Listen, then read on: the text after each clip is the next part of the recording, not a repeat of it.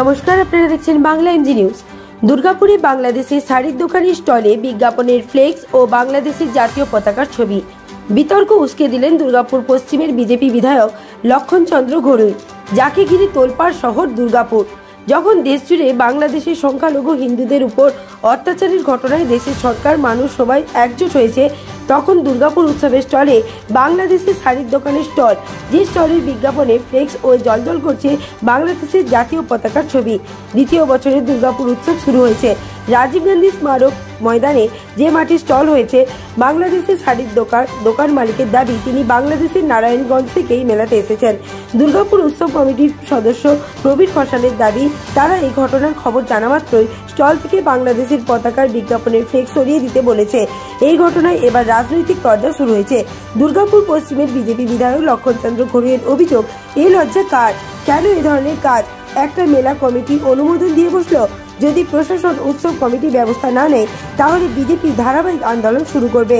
পশ্চিম বর্ধমানের দুর্গাপুর থেকে নিমাই দাসের রিপোর্ট, বাংলা এমজি নিউজ।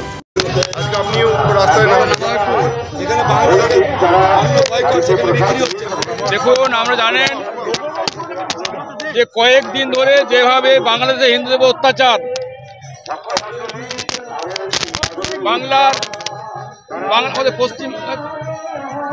বাংলাদেশে হিন্দু অত্যাচার, মা বোনদের অত্যাচার, বাড়ি থেকে তুলে নিয়ে আসা, ধর্ষণ করা, ইস্কন মন্দির করে হামলা,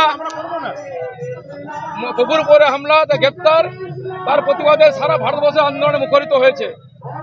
ভারতবর্ষে হিন্দুরা বাংলাদেশ হিন্দু সঙ্গে আছে, তার জন্য মিটিং মিছিল সভা শুরু হয়েছে। দুর্ভাগ্যের বিষয়, যেটা বারবার বলে আসছি, যে পশ্চিমবঙ্গ সরকার বাংলাদেশকে ঢোকাচ্ছেন, অনুপ্রবেশকারীদের, রোহিঙ্গাদেরকে ঢোকাচ্ছেন, এখান থেকে জঙ্গিরা ঢুকে ভারতবর্ষে প্রবেশ করছে, ভারত বিচরণ করছেন। দুর্ভাগ্যের বিষয়, দুর্গাপুর মেলা উৎসব কমিটি তৃণমূল পরিচালিত উৎসব করছেন। সেই মেলার মধ্যে একজন বাংলাদেশি, তিনি মুসলিম, কি বাংলাদেশি একজন মুসলিম, তিনি ফ্ল্যাগ লাগিয়ে অঞ্জলি জুয়েলের পাশে কাপড় দোকান করেছেন। সে এলাকা থেকে এখনো এই গ্রেপ্তার করা হলো না। এই হিম্মত পেল কোথা থেকে? কারণ এখানকার সরকার, এখানে মেলা কমিটি মদত দিয়েছে বলেই এই ঘটনা ঘটেছে। তার তীব্র নিন্দা করছি। মন্ত্রী মলয়বাবুকে বলবো, প্রদীপবাবুকে বলবো, নয়ন চক্রবর্তীকে বলবো, এখানকার এটি চেয়ারম্যানকে বলবো, কাউন্সিলরকে বলবো, ইমিডিয়েট যে বাংলাদেশি এখানে দোকান করেছেন, জাতীয় ফ্ল্যাগ অপমান করেছে বাংলাদেশে, তার প্রতিনিধি এখানে কাপড় দোকান করছে, ইমিডিয়েট তার দোকান যদি বন্ধ করা না হয়, বিজেপি ওখানে যেয়ে ওই দোকানে ভাঙচুর চালাবে, পরিষ্কার বলছি, ঘোষণা করছি।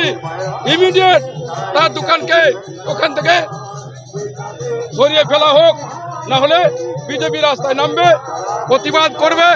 আজ আমি মিছিল করছি, ওই মেলাই আমরা মিছিল করতে বাধ্য হবো।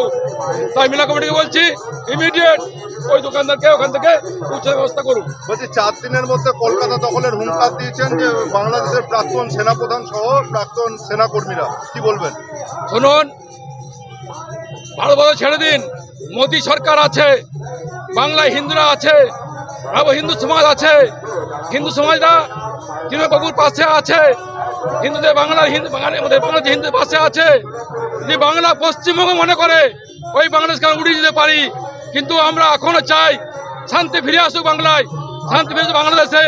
হিন্দুরা 10 কোটি আছে, 10 লক্ষ এখনো জীবিত আছে, তারা আন্দোলন করছেন, তারা লড়াই করছেন, তারা সংঘর্ষ করছেন।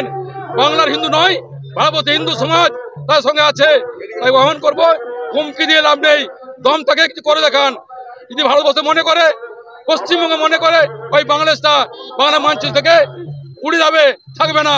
কিন্তু আমরা চাই না কোনো অশান্তি, আমরা চাই না কোনো মায়ের কাল খালি হোক, আমরা কোনো চাই না হিংসা রক্তাক্তি হোক ওখানে।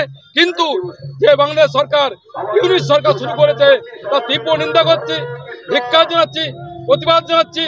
মিছিল চলছে, আন্দোলন চলছে। আগামী দিনে বাংলাদেশকে মোক্ষম জবাব বাংলা মানুষ দেবে, আর সরকার দেবে।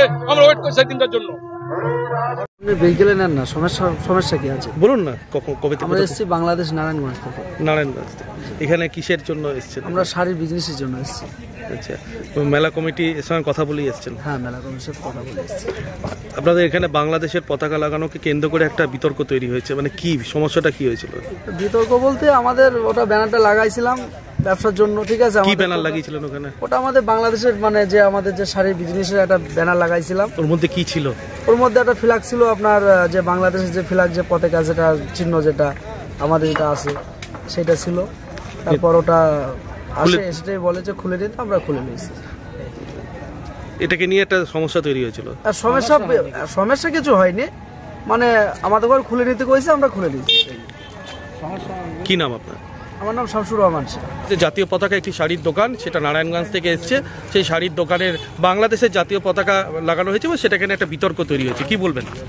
অ্যাকচুয়ালি এখানে কেউই ও বাংলাদেশের শাড়ি উনি বিক্রি করছিলেন, উনি বাংলাদেশ থেকে আসেননি। কারণ বাংলাদেশ থেকে আসতে গেলে ইন্ডিয়া গভর্নমেন্টের একটা ভিসা দরকার।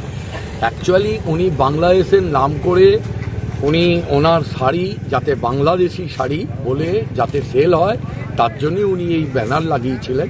আমরা ওটা ওনাকে বলেছি, উনি কাল থেকেই খুলে নিয়েছে। আর এইভাবে লেখা চলবে না, কারণ আমাদের দেশ ভারতবর্ষ, ভারতীয় আমরা, সেখানে বাংলাদেশের এই টাইপের আমরা বরদাস্ত করব না। তো উনি আমাদের বলেন যে আমরা অ্যাকচুয়ালি বলছি, কিন্তু আমরা এখানকারই, আমরা ইন্ডিয়ান, কিন্তু বাংলাদেশের শাড়ি বিক্রি করছি, তার জন্যই আমরা এটা লিখেছি। এই হচ্ছে বক্তব্য। আপনার নাম? আমার নাম প্রবীর ঘোষাল। আপনি উৎসব কমিটির? আমি উৎসব কমিটির একজন সদস্য।